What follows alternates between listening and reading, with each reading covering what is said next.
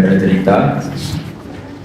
Ya saya ulang lagi ya, kelebihannya kitab ini adalah misalnya satu cerita yang linear tapi nanti menjadi kesimpulan hukum. Kita tahu Nabi Musa itu orang Israel yang hidup di Mesir. Mesir dulu bahasanya Al-Qibti, makanya sekarang jadi Egypt. Jadi kalau dulu orang Arab itu bilang apa? Al-Qibtiyah, apa? Al-Qibtiyah. Sehingga kalau mengistilahkan di antara istrinya Nabi namanya Maria Qibtiyah, artinya berbangsa apa? Mesir. Jadi bahasa Mesir itu sebenarnya salah karena Misro itu artinya kota. Namanya itu ya Qibtiyah itu. Kalau Misro itu namanya apa? Kota. Nabi Musa hidup di Mesir, kemudian dianiaya oleh Fir'aun, didolimi, kemudian beliau mau dibunuh, melarikan diri ke Madian. Melarikan diri ke Madian ini dirawat sama Nabi Syuaib. Nah, asal muala cerita beliau di kawasan Madian. Saya pernah di Wadi Musa itu, sekarang ikut di Jordan. Jadi Madian sekarang itu ikut mana? Jordan. Saya pernah ke sana di Wadi Musa. Nah, beliau pas di situ santai-santai terus menemukan wajada ummatan minan nasi yaskun, orang rame-rame mengambil air. Terus wajada min dunihim mur'ataini apa? Tajudan. Qala ma khatbukuma, terus qala ta la nasqi hatta yusdira ri'a'u wa abuna syekhum kabir. Terus ada orang apa ngambil air, terus di antara mereka itu ada dua perempuan. Tidak usah diteruskan cantik apa enggak, karena Nabi itu enggak beri jelalatan. Tapi yang jelas cantik. Karena putrinya Nabi itu enggak boleh jelek. Bukan, memang gitu, Allah itu punya sunnah unik. Jadi istrinya Nabi, putrinya Nabi itu enggak boleh jelek. Karena nanti jadi ma'rudan lil taubah, jadi sasaran bulian. Jadi mulai dulu mengaturannya gitu. Enggak tahu saya bikin aturan siapa, tapi memang seperti itu. Sehingga kalau dalam tradisi kiai katanya marisi Nabi ilmunya susah, penting marisi punya istri cantik. Karena nggak ada Nabi yang istrinya jelek. Tapi kalau dosen boleh karena takdir. Karena ulama itu warasatul, jadi pada marisi yang lain-lain itu berat ya sudah. Akhirnya ini cerita ya, tapi ini nyata nih. Akhirnya ditanya sama Nabi Musa, kenapa kamu tidak ikut berebut ngambil air, karena air di sana susah. Terus saya tidak bisa, kita ini perempuan, kalau berebut pasti salah. Dan kita harus kerja mengambil air sendiri karena wabuna syekhun kabir, kita punya orang tua sudah sepuh, sudah tua. Karena Nabi ini orang yang punya mukjizat. Terus Nabi Musa ada batu besar gitu, cara Jawa diangkat, digerukak, cara Jawa diangkat kuat terus mengeluarkan air.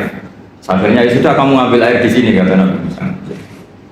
Setelah itu beliau diam di tempat itu lagi. Dua perempuan tadi pulang. Setelah pulang bilang ke abahnya, saya tadi ketemu seorang pemuda. Lah ini kali ini ada katanya ganteng. Jadi ini agak karena ada Nabi, yang dua perempuan tadi ada Nabi. Jadi nyifati cowok itu, saya tadi ketemu pemuda ganteng baik. Terus sama Nabi Syuaib, sudah kamu panggil lagi. Orang itu telah berjasa sama kamu panggil lagi, kita kasih sesuatu. Artinya terus ini dibabkan oleh Sayyiduddin bin Abdus Salam, adatul akhyar, tradisi orang-orang baik itu mukafa'ah, memberi imbalan sama yang berbuat baik. Jadi nggak bisa kita cara Jawa modal matur nuwun itu nggak bisa. Jadi itu keliru itu nggak modal itu. Sehingga dibabkan faslun fi mukafaatil ihsan bi misli al afdhalah. Jadi bab seharusnya seseorang itu membalas satu kebaikan dengan yang setara atau syukur-syukur lebih.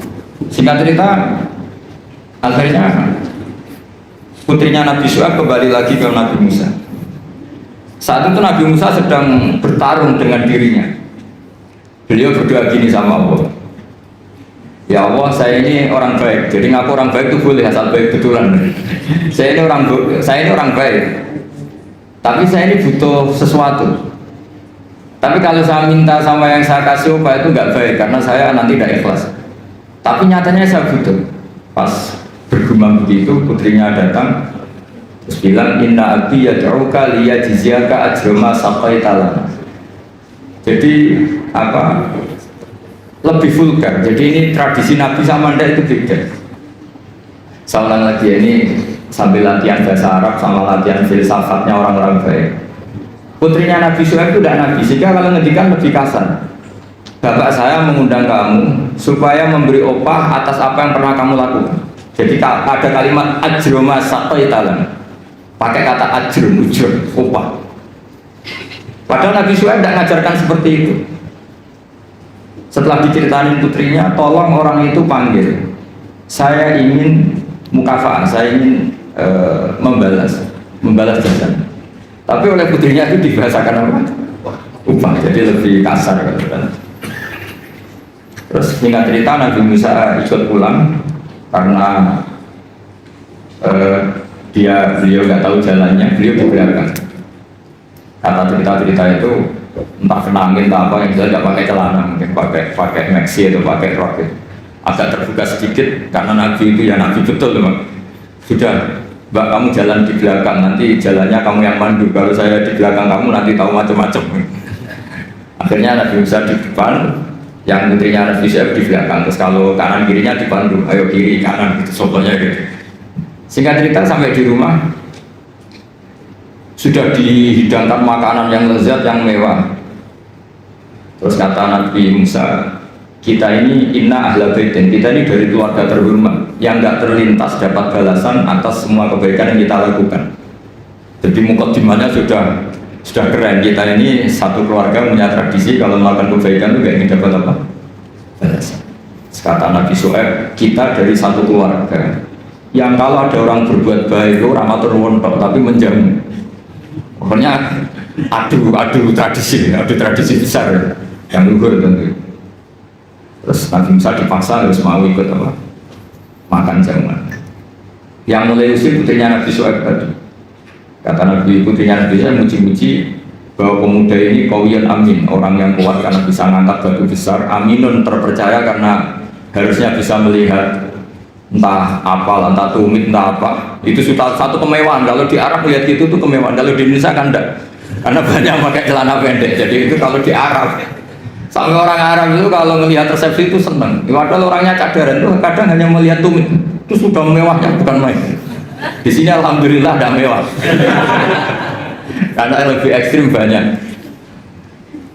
Akhirnya disifati amin. Terus ditanya sama bapaknya, kenapa kamu mensifati Musa itu qawi karena bisa ngangkat batu? Kenapa kamu sifati amin? Tadi dia di belakang kita karena melihat sesuatu. Tadi tumit, tadi hanya tumit. Minta kita di belakang. Karena Nabi Syuaib tahu arahnya putrinya itu senang, terus masyhur itu. Terus Nabi Syuaib menghentikan inni uridu an unkihaka iftabnatayya hataini ala an ta'jurani sama yang itu.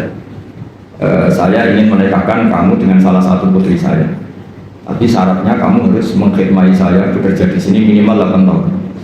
Karena Nabi Syuaib itu berdagang, jadi kalau gratisan nggak mau. Jadi Nabi Syuaib itu ya unik.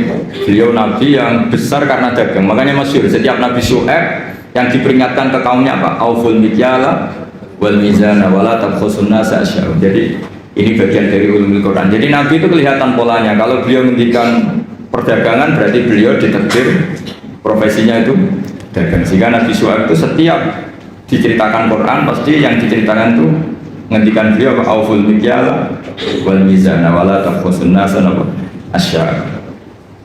Akhirnya terus di situ jadi ketentuan fikih bahwa maharnya perempuan itu tidak harus berupa materi tapi boleh profesi. Jadi Nabi Musa itu tidak punya uang karena dia posisi orang pelarian ya dari Fir'aun.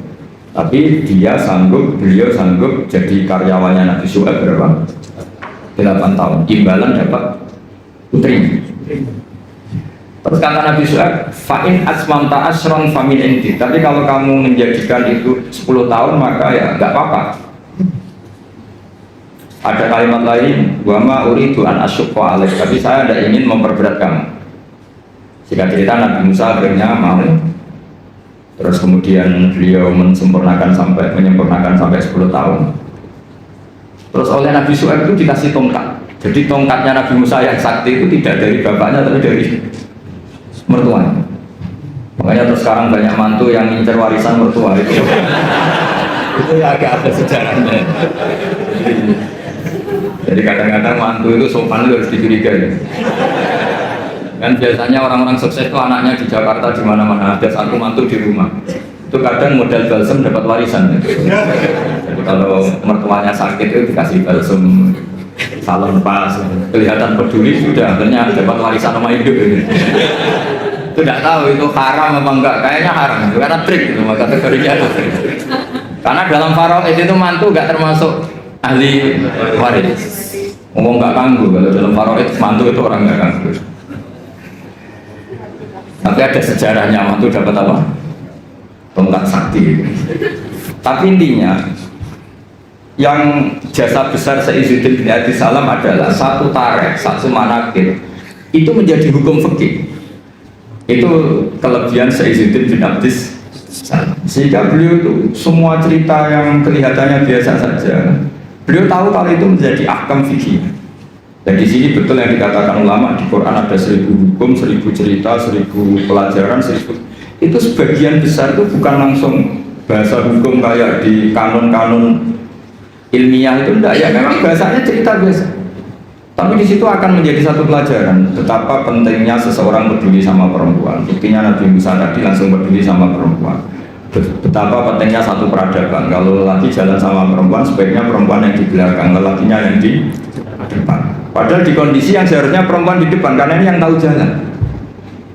Terus betapa pentingnya mukafa'ah, kalau ada kebaikan harus dibalas dengan kebaikan, tidak gratisan. Terus betapa pentingnya tradisi besar. Kata Nabi Musa, kita ini dari keluarga yang punya tradisi. Kalau berbuat baik itu tidak minta imbalan, juga ada ingin dapat imbalan. Nabi Musa membalas kita juga dari keluarga besar yang tidak ingin ada orang berbuat baik kemudian tidak dibalas. Itu kan luar biasa. Itu kalau di tradisi saya, keluarga kiai itu ya memang harus seperti itu. Kalau ngajar ya ngajar. Saya tuh tidak pernah kepikiran di UI, di Wongke atau di masyarakat. Ya kalau ngajar ya ngajar saja. Jika dalam tradisi ilmu tasawuf itu kalau sholat ya sholat saja. Kriminal besar kalau dalam ilmu tasawuf orang sholat ingin masuk surga itu kriminal besar itu kalau dalam ilmu tasawuf. Makanya masyhur itu kan Nabi Isa disuruh sama Allah, kamu sana ke gunung sana.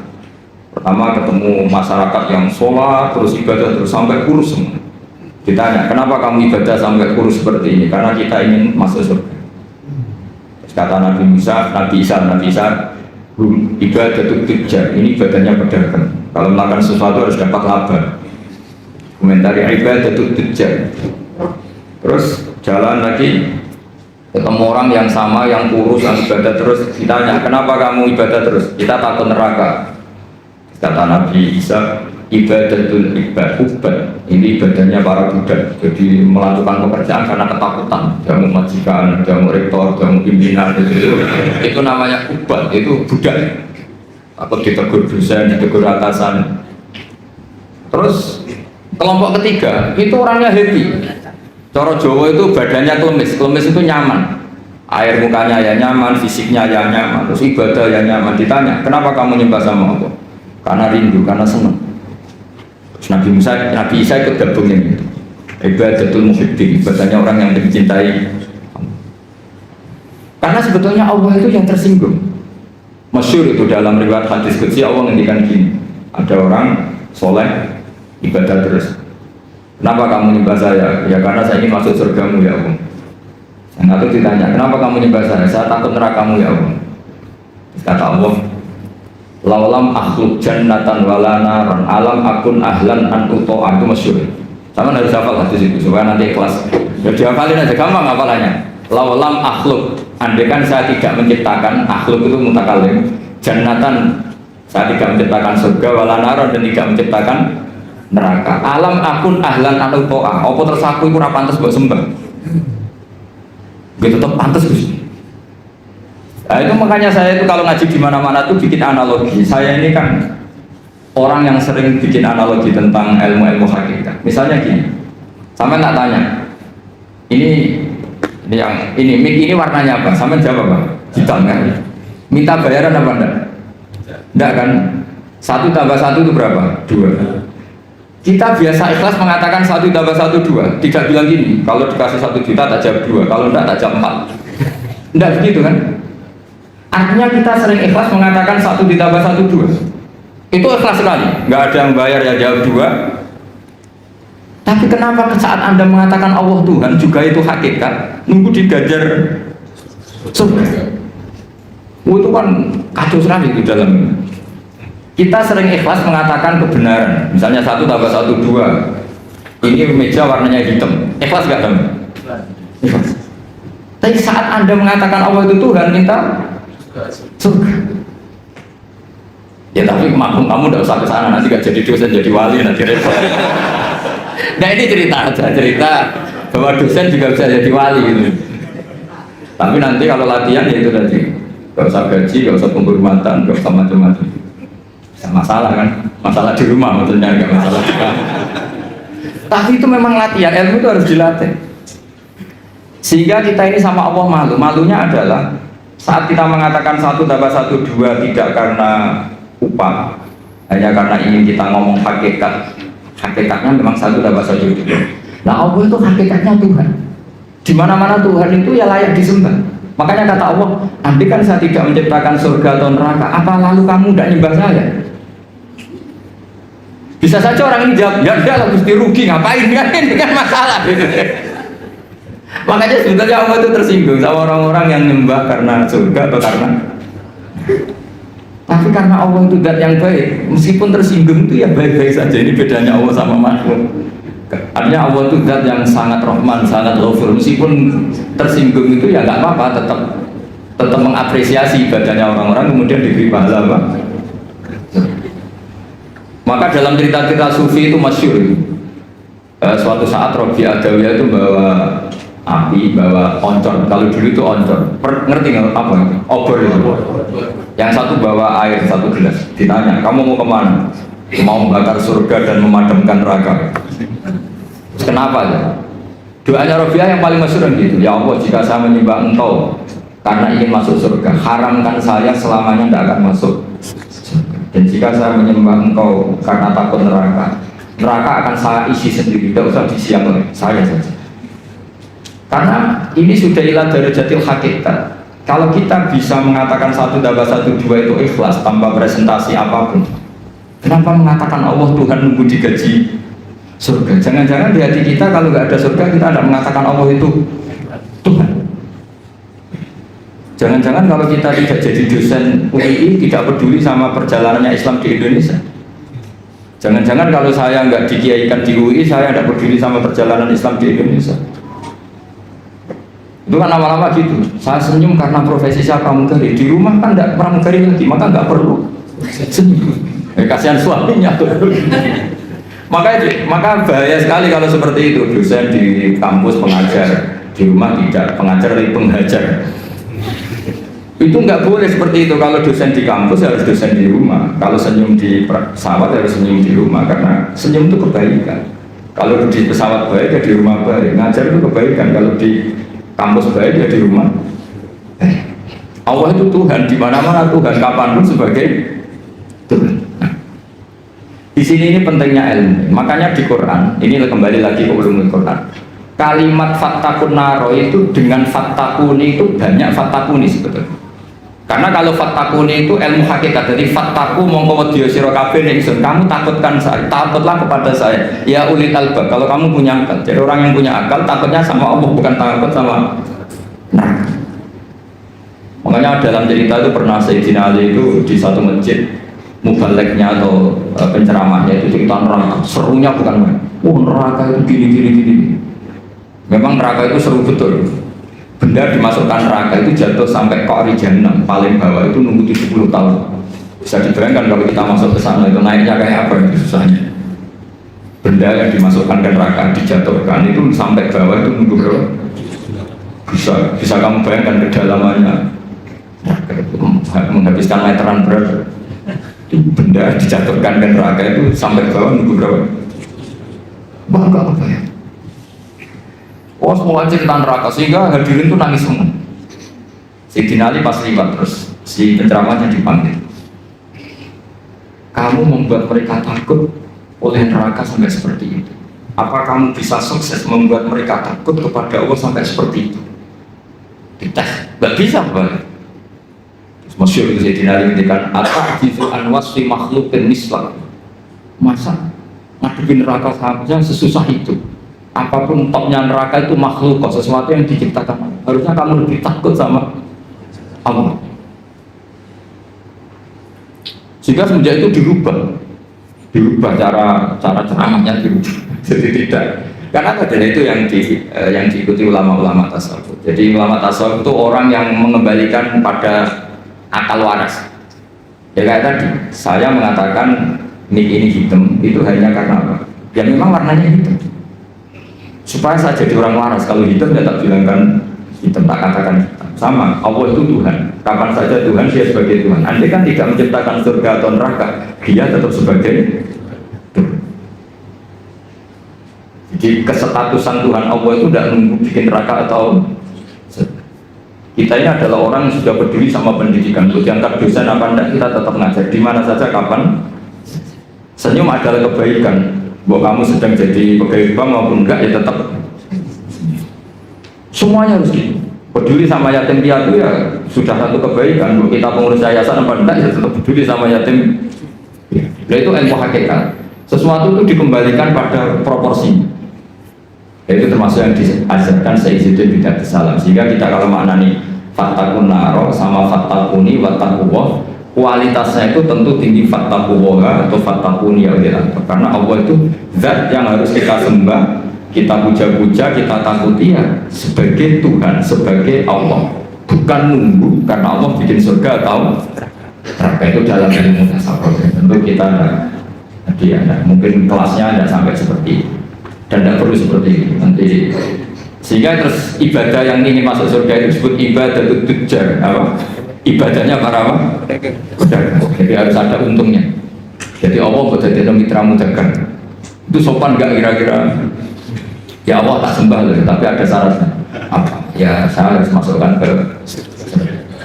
Kata Allah kalau nyembahnya nggak benar tak kurangi. Ternyata poin kamu tak.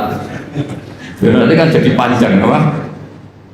Makanya masyhur itu ada guyonan, ini guyonan sufi tapi nyata. Ada orang nggak pernah maksiat, nggak pernah apa-apa. Toat terus nggak pernah maksiat, masuk surga. Ditanya, kenapa kamu masuk surga? Karena saya tidak pernah maksiat terus ditoat terus. Ya oke, kamu di surga. Umur kamu berapa? 80 tahun. Oke, kamu di surga 80 tahun. Protes orangnya, ya Allah. Ibadah saya katanya surga itu selamanya. Kenapa 80 tahun? Kan kata kamu masuk surganya karena amal kamu kan, kamu amalnya hanya 80 tahun, ya surganya 80 tahun. Yang abadi itu fadl saya, anugerah saya. Ternyata ya sudah Gusti saya masuk surga karena fadl kamu, karena tidak jadi sudah karena kamu. Artinya kalau kamu nyembah Allah karena ingin masuk surga, kemudian ibadah kamu konversi jadi surga, itu berdurasi. Ya harusnya sholat seperti itu pahalanya hanya sekian, sudah sekian saja. Makanya orang-orang tasawuf itu takut kalau ibadahnya seperti itu. Makanya orang tasawuf itu ikutnya ya walladzina amanu asyaddu hubbal lillah. Orang-orang yang mukmin itu harus sangat mencintai Allah. Ya ibarat gini tuh, bapak-bapak yang nggak punya wanita lain atau nggak goda wanita lain itu ada yang karena takut, ada yang karena cinta. Keren man. Kalau karena takut sekali nggak konangan itu ya,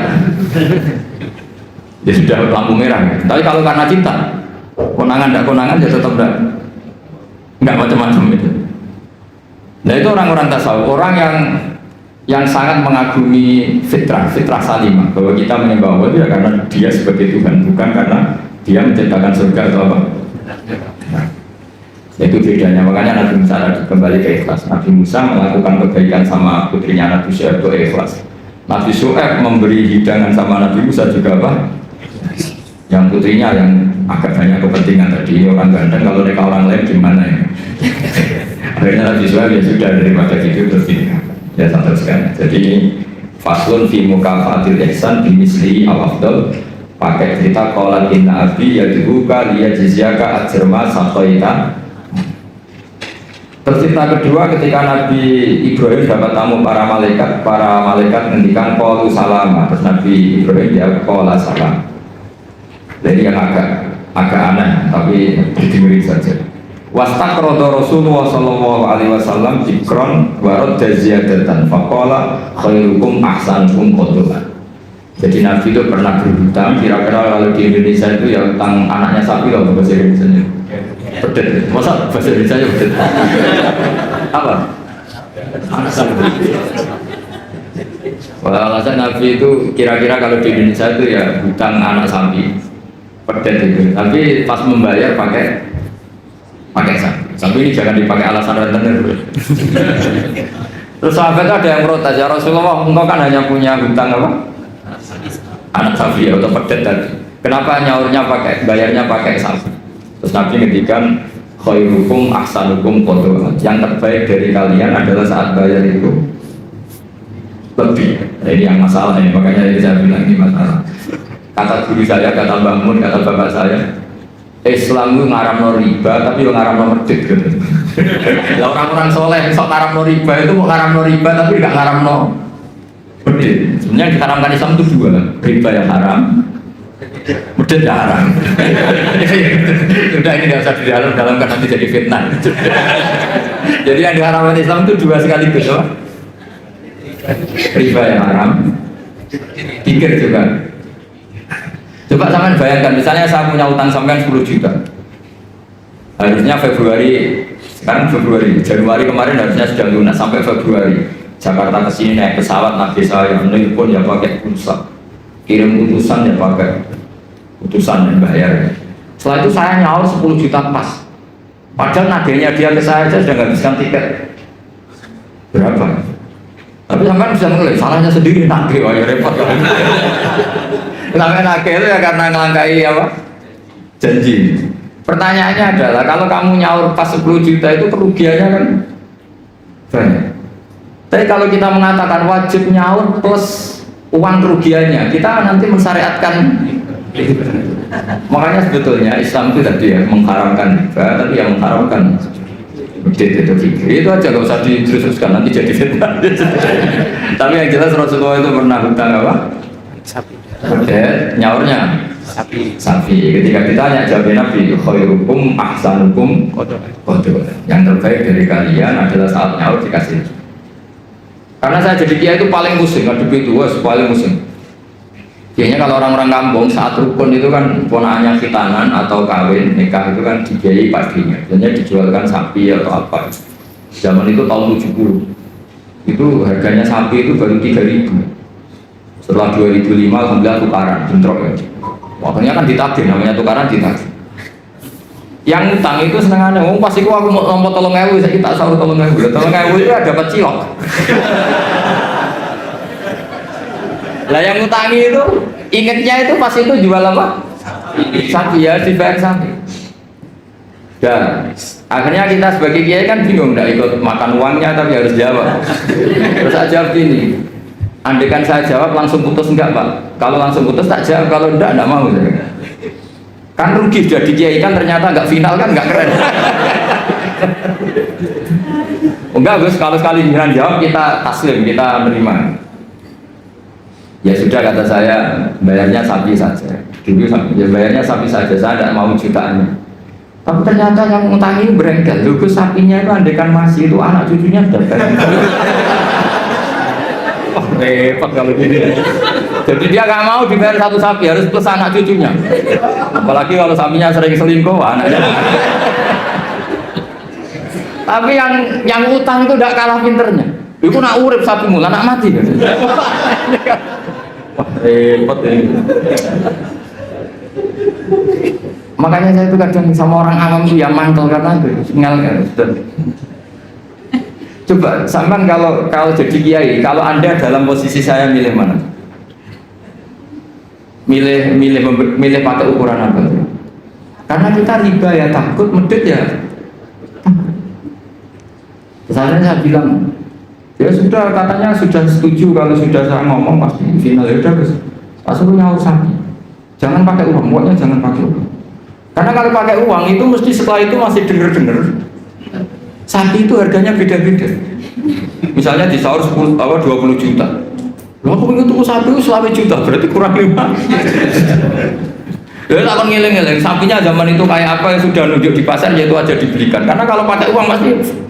Dan nanti yang 20 juta yang bayar dengar-dengar, oh sapi kayak itu hanya 15. Nanti minta susu kan panjang. Jadi susahnya jadi kiai itu di situ. Makanya konversi utang, saya itu punya geladak itu rumah kuno, itu dulu buyut saya bikin, itu hanya habis 700 rupiah. Sekarang geladak saya pernah orang antik itu nawar sampai 500 juta. Coba kalau itu dinilai dulu itu hanya 700. Maka ada anekdot, ada cerita. Lalu riba itu maknanya apa? Menambahkan dari nilai intrinsik uang apa-apa. Debat. Sudah ini enggak kajian debat tentang itu, malah jadi fitnah.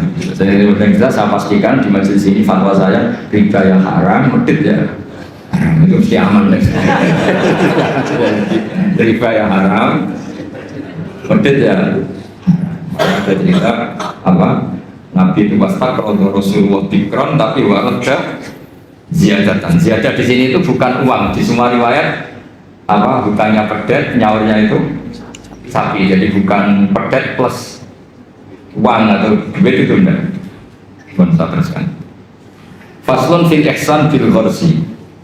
Jadi ada orang nanam tanaman di mana saja, kemudian kata Rasulullah SAW ngendikane ma'min muslimin yagrisu gharsan ila kana ma ukila minhu sadaqatan wa ma suriqa minhu sadaqatan. Jadi Nabi itu kadang ngendikan wa ma akala sabu fa walahu sadaqah.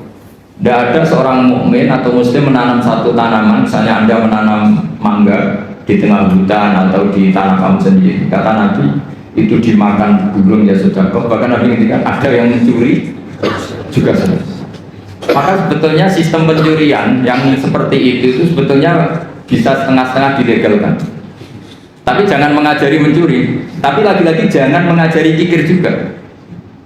Karena sampai dikatakan mencuri itu juga karena yang punya ada makanya uniknya Nabi ngendikan wa ma suriqa minhu ya sedekah, yang dicuri pun nanti berstatus sedekah. Tapi ya jangan mobil. Ya yang ringan-ringan. Itu kalau di kampung saya, umumnya kampung lah, masih di kampung. Di kampung itu ada adat unik. Kalau ada orang punya semangka banyak, kemudian ada tukang penggembala ngambil satu. Itu kalau ditabuhi atau disalahkan, itu orang menyalahkan yang punya semangka. Wong kok medite ngono kok geger. Ada konsensus, ada apa? Jadi agama itu yang ngaramkan nyuri, tapi juga ngaramkan medit. Itu perlu dicatat. Coba sama lihat di kampung-kampung, ada orang punya 1 hektar atau 1 ladang, terus punya mangga banyak. Ada yang nyuri 1 digebukin, orang nyalakan siapa? Nyalakan yang gebukin apa nyalakan yang nyuri? Nyalakan yang gebukin. Nah yang nyuri kan karuan salah, jadi gak perlu disalahin gitu. Tapi yang jelas Nabi ngendikan kalau ada orang punya tanaman, kemudian dimakan hewan atau dicuri, bahasanya Nabi masih suri kok, maka itu menjadi sedekahnya dia. Nah kemudian di fikih itu ada bab yang agak sensitif, namanya ulima ridho. Ulima ridho itu nggak pamit, tapi kira-kira yang punya pasti boleh, itu boleh. Wah kalau enggak semua dosen, semua kiai, semua santri pernah nyuri kalau itu. Karena gini, misalnya saya akrab, ya saya misalnya akrab sama seseorang, pas di kamar mandi misalnya. Terus saya pakai HP-nya karena penting, tak pakai handphone. Itu nyuri apa pinjam? Enggak, jawab saja. Nyuri apa pinjam? Nyuri, enggak pamit. Tapi kalau dikatakan nyuri, temen-temen wong akrab itu kok gitu aja kok. Parah lagi kalau kamu marung, itu di fikih itu mesti nyuri semua. Coba kamu ke warung, terus ada gedang goreng di situ kamu makan. Coba itu apa? Nyuri apa enggak? Dikatakan nyuri itu di depan umum. Dikatakan beli wong belum kamu bayar. Dikatakan tamu wong itu warung kok tamu. Jadi di fikih itu didiskusikan seperti itu. Nah, kalau dikatakan ya coba itu status kamu makan itu apa coba? Ketika Anda makan statusnya apa? Nyuri kan, kalau kebetulan bakulnya pas ke dalam. Loh nyatanya ada yang nyuri juga, habis 3 bilang 2. Coba seperti itu. Nah di fikih itu sampai jadi debat ya, jadi perdebatan seru ya. Namanya bek mu'atok. Fikih itu bakas bek apa? Mu'atok. Bek mu'atok itu tidak ada ijab qabul, tapi secara adat seperti itu. Ya seolah lagi tidak ada ijab qabul, tapi secara adat seperti itu. Akhirnya kita ngambil gedang goreng sampai 5. Nanti kelihatan nggak benernya begini, kita punya asumsi, punya estimasi harganya per satu itu 1.000. Ternyata sama bakulnya bilang 5 berarti misalnya 10.000 apa? Kita akan estimasinya 1.000, ternyata diregani 2.000. Kita akan kaget. Jadi lalu pertanyaannya, fikih itu menjawab, lalu yang kita ikuti dengan jadi hakim itu kata baik, penjual apa pembeli? Kita harus sepakat pembeli karena dia yang punya. Dan kamu tidak dimasukkan jual beli tapi ifsad, merusak harta orang lain tidak pamit, maka kamu diberi sanksi, harganya mahal. Jadi sebenarnya kalau di fikih ade kan penjualnya bilang harganya 100.000, itu di hakim harus menang yang penjual. Karena kamu merusak harta orang lain tanpa pamit. Jadi akadnya bukan jual beli tapi merusak hak orang lain. Maka itu kalau di persidangan dimenangkan penjual karena pemilik. Ya terserah saya, yang punya saya. Mau apa kalau kamu? Kamu aja selonang-selonong apa? Makan yang nyuruh. Makanya saya pernah kenal sama Kiai Jawa Timur, itu orangnya khusyuk. Itu kalau marung itu sampai bakalnya mantel. Teman saya mondok. Bu, ini gedang goreng begini pinten. 1.000 deh, ini dibayari 1.000 baru dimakan. Masih di tempat itu dia kepengen lagi, akad lagi. Bu, ini pinten. Ini telah goreng harganya pinten 1.500 dibayar lagi. Saking ininya akadnya itu jelas. Lama-lama anak itu tiap marung, dia cuma marung rene ngel wong. Jadi kadang orang bener itu yang repot no. Orang bener itu kadang yang repot, tapi itu memang bener betul. Nah, makanya di fikih itu ada bab namanya bab polimar itu. Di kampung itu kalau ada orang punya semangka 1 hektar atau punya pohon mangga, kok orang ngambil 1 pamit itu mesti dimarahin kalau orangnya dermawan. Cung ngono ya kok kena buta yang berjubuk. Makanya saya katakan nyolong ya haram tapi medit juga. Ya itu aja Gus, nggak usah terus berarti Gus Pak ngalautan nyolong ya enggak. Kamu itu kamu nyimpulkan kok sekacau itu ya enggak seperti itu. Tapi ini saya hanya maknani hadis. Kenapa Nabi ngendikan wa masuri qaumin husotako, yang dicuri pun berstatus sedekah, karena bahasa nyuri itu bahasa yang sudah ngekor. Dikatakan nyuri karena nyatanya tidak pamit. Dikatakan sedekah nyatanya yang punya ikhlas. Ini kan dua bahasa paradok. Wong nyuri kok distatuskan sedekah. Dari definisi nyuri ya memang nyuri enggak pamit. Tapi dari nyatanya halal karena yang punya ridho namanya sedekah. Kamu milih mana? Bahasa nyuri atau sedekah? Ya nyurinya ya ada, sedekahnya juga ada. Ini jelas, ini hadis sahih. Wa ma surika minhu sedekah. Terus wa ma akala sabu fa wala sedekah. Misalnya yang makan itu burung atau apa ya juga jadi sedekahnya dia. Makanya di fikih bab paling sulit namanya bab mu'athah. Itu perdebatan Imam Syafi'i dan Abu Hanifah. Mu'athah itu adalah satu akad jual beli yang ditentukan oleh adat. Tidak ada ijab kabul. Ya itu tadi kayak orang marun tadi. Orang marun lalu makan gedang goreng itu statusnya apa? Atau naik bis.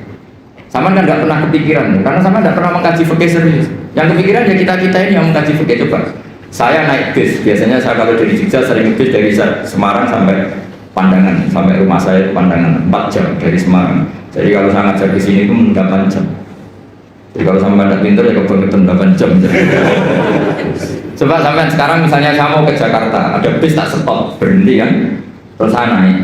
Setelah 100 kilo atau 50 kilo baru ada tarikan uang, bayarnya sekian. Lalu sebelum Anda bayar tas punya apa? Pinjem apa gasap? Nggak pinjem apa gasap? Dikatakan gasap kan supirnya yang berhenti. Terus dikatakan pinjem, nyatanya nanti disuruh bayar. Dikatakan bayar di durasi waktu itu belum bayar, statusnya apa itu? Pak. Lah kalau numpang begini, pas 50 kilo sebelum ditarik kondektor kamu turun. Jadi fikih itu punya sekian PR. Makanya di fikih itu mau tidak mau harus ada babun. Bab bagaimana transaksi sing ulima itu tidak ada akad yang verbal maupun eksplisit, tapi sudah diketahui kali itu pasti ridho. Ya kayak tadi, namanya bakul, ada orang makan gedang goreng itu ya seneng karena dianggap dianggap kepayan ya Rasul. Tapi yang makan, ini masalahnya punya estimasi, yang mulai masalah kan punya estimasi. Kemudian nak sanggup pas 2.000 gitu, ternyata di luar juga ada harganya 5.000. Makanya kalau kita sebagai kiai, saya sering punya santri yang pedagang itu, mesti pesan saya, tolong tarik harga itu dikasih. Makanya kayak warung Padang, beberapa warung yang sudah gitu, pasti didian dia itu disuruh apa, nulis apa? Tarik apa? Karena kalau kata-kata terus kan capek nih yang bakulnya ini. Aku tuh dia dua berdiri bener gedang goreng ini harganya berapa? 1.000 dibayar. Itu anaknya orang sufi. Saking sufinya bapaknya itu dulu era Waisel itu gak pernah diwaisil. Karena bapaknya itu orang sufi. Nanti kalau Waisel itu uangnya ketukar sama uangnya orang lain, itu yang dikasihkan tidak uang saya, tapi uangnya orang lain. Jadi kalau ngirim anak itu pasti ada orang sufi itu. Kalau di UI kayaknya nggak pernah ada. Sudah modern sekali. Sampai segitu karena takut uangnya itu. Yang kamu terima itu tidak uangnya bapak, tapi uang orang lain. Coba seperti itu sah nggak coba? Misalnya wesel online, yang dikasihkan uang kamu apa uang orang lain? Boleh enggak? Itu kalau menurut teori profesional kan nggak boleh. Mau miliknya orang lain kok di. Yang menjadikan boleh karena apa? Ulima ridho, orang lain itu juga ridho karena tergantikan. Kalau kamu ngajukan kredit ke bank, uang yang dikasihkan kamu itu uangnya bank itu uang orang banyak. Pamit nggak? Wah ini bisa panjang kalau secara makanya begini itu ada bab nanya bab ulima ridho, ada transaksi yang tidak eksplisit juga agak verbal, tidak ada ijab kabul, tapi ulima ridho. Kira-kira orangnya itu sehingga di kampung-kampung menurut saya adat itu bijak sekali. Kalau ada orang pengembala, tapi kalau dosen ya jangan, kalau kiai ya jangan. Itu kalau ngelak ya ngambil degan milik orang yang banyak. Jangan yang orangnya miskin punya pohon hanya satu, yang kira-kira punya banyak diambil.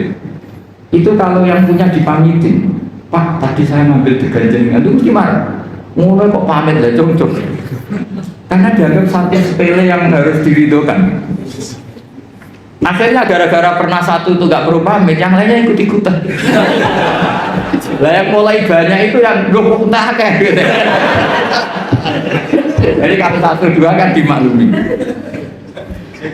Makanya kalau di dunia kiai, ini kisah nyata ya. Ini bukan anekdot kisahnya. Ada kiai sufi. Kebetulan ini saya kenal orang ini karena masih keluarga. Orangnya sufi sekali. Itu punya pondok, pondoknya itu model pondok yang berkah gitu. Yang nyantri orang-orang Madura. Itu kalau ayamnya kiainya makan, itu kalau santri makan kan di nampanan. Itu Pak Rektor tahu karena pernah pondok. Di nampanan Pak Rektor. Pak Rektor itu temennya itu murid saya. Ngajinya di Kudus. Itu dulu pakai nampan. Itu ayamnya datang ke Pak Rektor itu nggak berani busa karena ayamnya kiai. Padahal sudah dinampan ikan makan. Ya semuanya nunggu. Waduh. Ayamnya dapet, habisin aja. Kiainya tahu karena kiainya orang sufi terus bikin gini. Ya wes dong, nah ayam saya makan makanan kamu halal. Seneng. Terus digasang sama santri-santri. Jadi kalau jam makan disengajakan gitu biar ayamnya pada datang terus ditutup disembelih. Maka kebaikan itu kadang punya efek keburukan tadi. Satu orang dikasih ridho, ya sudah tuh degan satu gak apa-apa, semuanya ikut. Karena ngasih tahu, ternyata Pak Kaji itu gak apa-apa, kalau mau ngambil aja. Singkat cerita suatu saat yang makan itu bukan ayam, tapi kambing. Akhirnya pikirannya santri tadi itu masuk ilmu yang definisi yang pertama, berarti halal juga. Disembelih kambing bukan ayam lagi, ini sudah kambing. Nah setelah kambingnya hilang Pak Yai tadi mau ngaji gini, beliau datang ke majelis tapi tidak ngomong sama sekali, kelihatan emosi, menahan emosi. Santri diem semua, takut semua. Terus ada santri cerdas, ini sudah di majelis kok tidak ngajar, nggak ngomong, nggak marah tapi diem, ngempet emosi. Wal kali minal itu kira-kira. Yang di belakang tahu ini pasti urusan kambing. Yai, jangan marah karena kambing ya. Kiainya ya cerdas langsung bilang, yo, Yo kegedean aja. Maksudnya itu. Jadi yang belakang itu langsung bilang, Kiai katanya yang makan makanan santri itu halal. Nah kambing Pak Kiai makan makanan santri maka halal. Yo nak pedes kegedean aja. Kalau kambing itu ya kebesaran itu. Nah cerita di kampung juga seperti itu. Ketika satu degan itu dimaklumi, orang itu kadang ngambil 10 dijual. Oh, itu kebanyakan ya berarti. Nah makanya di fikih itu hebat. Makanya Imam Abu Hanifah mengesahkan beul mu'atoh. Mu'atoh itu ulung-ulungan. Jadi tidak ada akad. Makanya kalau seperti penjualan online atau yang pakai apa terus uang ngambil sendiri, ngambil kembalian sendiri, itu repot kita sah. Makanya fikih menyediakan banyak jualan yang seperti di kampus-kampus seperti SD. Kalau bapaknya pas pulang, anak ngambil sendiri, nanti ngambil susu kembalian sendiri. Itu menurut Hanifah sah, dimasukkan bab mu'atoh, melebu berdefinisi auli maridun. Karena kalau kita sebagai teman akrab, misalnya di kamar mandi dicocok-cocok, aku pinjam HP-nya, mesti tersinggung ngono ae kok.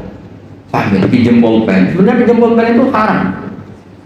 Yang namanya pinjam itu sesuatunya utuh. Kalau pinjam pulpen kalau enggak itu mansinya.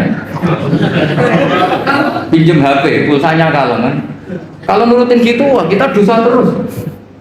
Mau pinjam kok ada yang apa? Berkurang. Definisi istiarah atau arah itu maaf bapak ini sesuatunya masih utuh.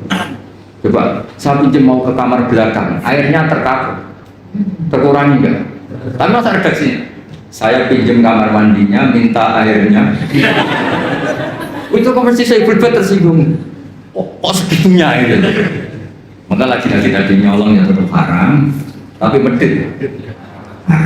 Jadi kira-kira kalau Nabi masih sugeng, kok ada orang nyolong pelem, cuma nyolong. Tapi kalau yang punya marah, cuma medit, kira-kira gitu. Jadi nasihatnya kira-kira gitu. Jadi yang nyolong ya dididik, yang medit juga dididik. Ini jelas hadisnya apa? Wa masuri komindu apa? Sodakoton wa ma'akala sabu fawa lagu sodakoton. Baru ya ada seterusnya, mau kembali ya. Baik, jazakumullah khairan. Mungkin di sini ada 2 atau 3 pertanyaan. 2 aja, kalau 3 banyak. 2 pertanyaan, mungkin ada beberapa ibu yang bertanya. 1 dari ibu mungkin.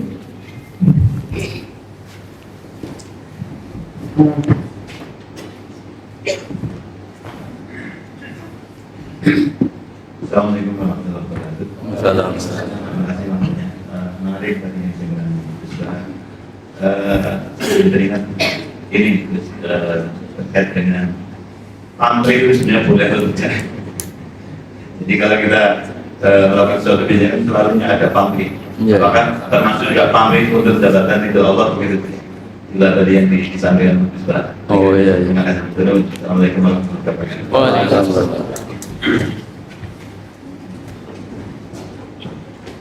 Langsung aja, langsung 2 aja. Yang kedua. Yang kedua ada? Kalau 1 bagus. Ada Gus. Oh iya.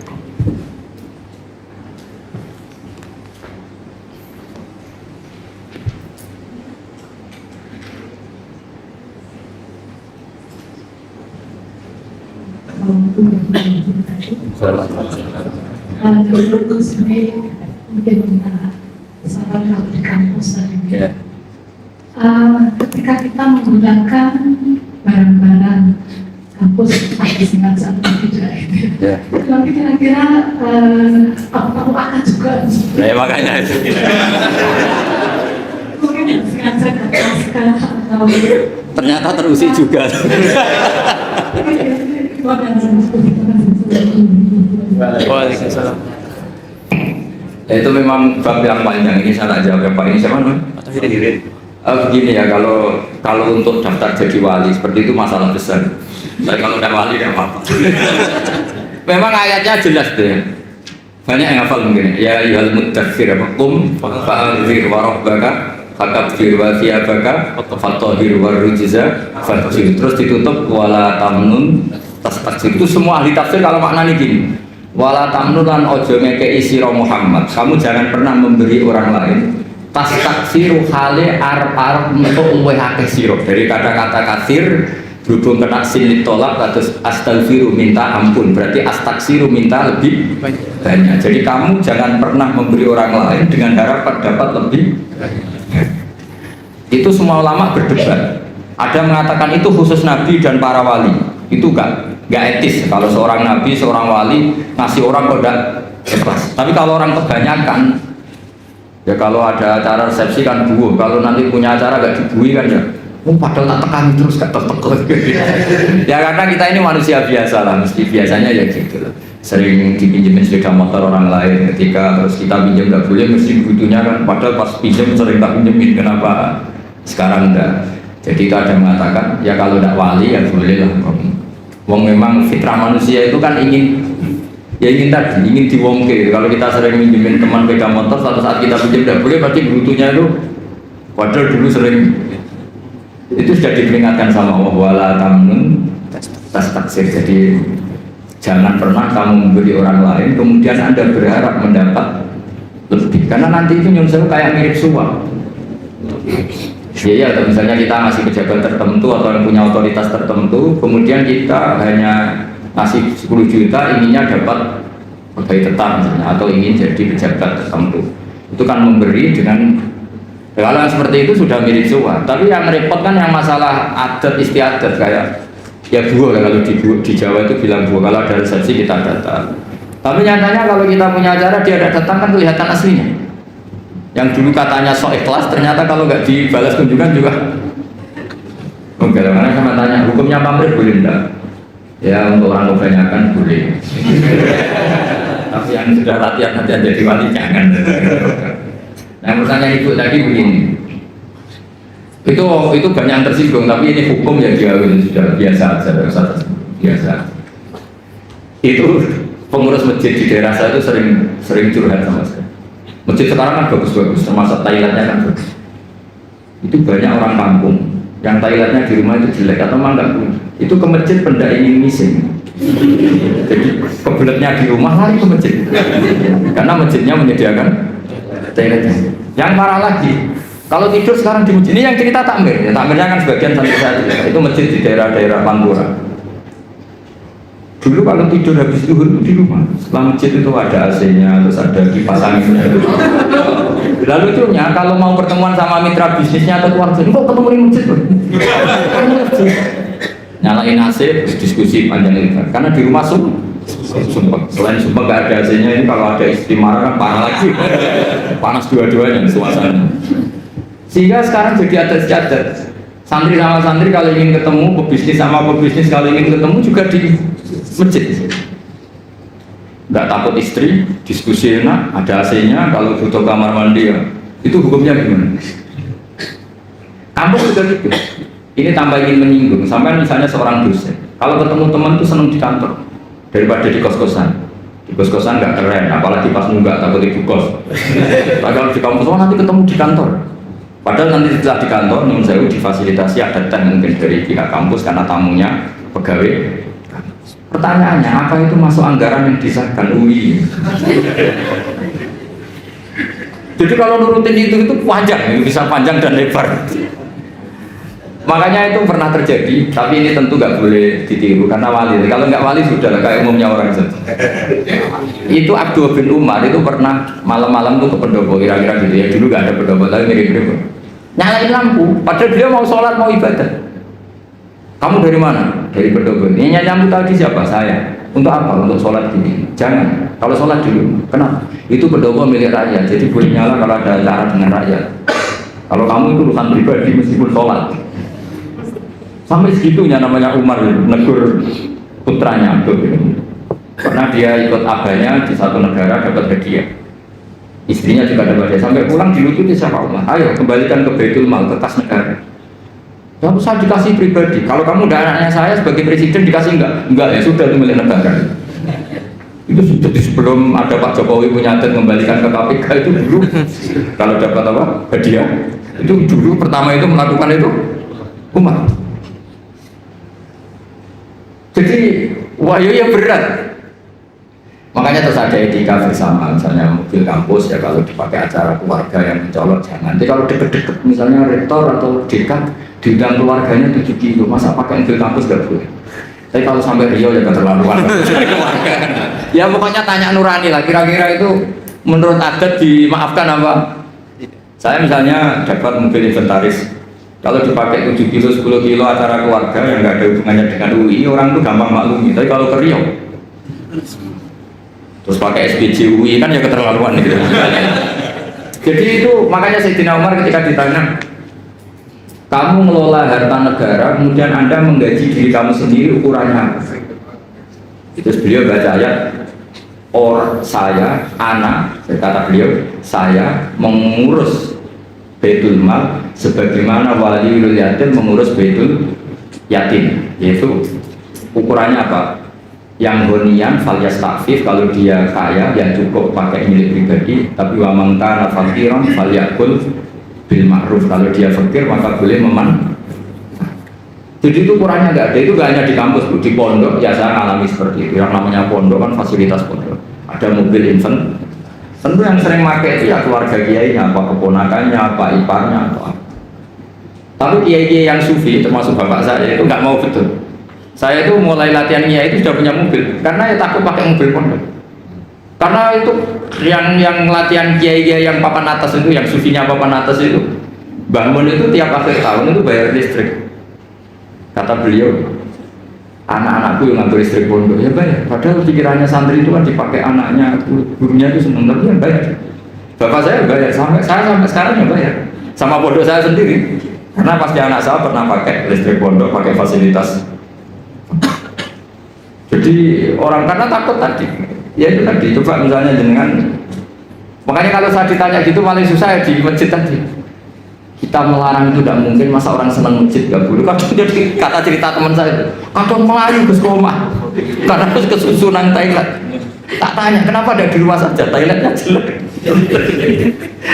Jadi masjid-masjid kampung sekarang itu kalau orang rumpi lebih betah, karena ada kipas anginnya. Jadi kalau siang nyalain kipas angin terus tidur, daripada di rumah dimarahin istri tidur di. Sekarang pertanyaannya, boleh nggak nyalain kipas angin untuk tidur?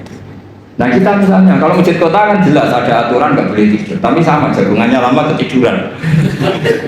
Jadi seperti itu tuh mau nggak mau. Makanya kata Abu Hanifah, fikih itu harus mengikuti mutoradil adat yang berjalan. Kan tidak lucu, misalnya kita punya tamu di UI, ayo ketemunya nanti di kos saja, kan ini tidak milik saya. Orang itu tidak akan mengatakan itu sufi atau waroi, tapi muta'amid, orang yang mempersulit macam segitu. Terus nanti misalnya saya punya tamu 5 di Wipres, karena saya ngaturnya di Wipres, tamu 5 terus tehnya tak gaji pakai uang saya, itu kan yang menyinggung orang banyak. Masa gitu saja diganti. Jadi itu masalah-masalah yang ya tadi, masa satu degan saja kok nyuri. Tapi ketika dihalalkan nanti terus menerus. Ya makanya itu oleh Abu Hanifah dibahkan di alam raya ini ada yang namanya mu'atok. Mu'atok itu tahu-tahu ada perilaku sosial yang secara konsensus itu orang mudah hidup, disebut ulima. Coba saya misalnya punya kursi di depan, banyak kan di jalan-jalan raya ada kursi di depan, kamu nyetop bis duduk di situ. Terus kamu saking sufinya notok-notok yang punya rumah, tok. Ada orangnya baru di kamar mandi, baru tidur, bangun-bangun, wonten apa? Nyuwun sewu pamit jadi derek. Lenggah. Kira-kira orangnya mantel apa enggak? Karena ngel-ngel loh gitu, karena mendingan langsung duduk. Lah nanti mulai masalah gini, jebule duduknya transaksi narkoba, itu masalah. Tapi kalau sekedar duduk untuk nyetop bis atau nunggu teman, makanya Abu Hanifah ngendikan ukurannya itu adat. Makanya di fikih ada sebut al-adat muhakkamah. Adat itu juga bagian dari referensi hukum. Ya disebut apa al-adat. Ya Bu ya, jadi ukurannya nurani sama adat. Jadi kalau tamu 1-2 ya pakai teh kampus. Tapi kalau tamunya 1 bis ya jangan. 1 bis itu yang pegawai OB-nya juga nggak orang ini kan mesti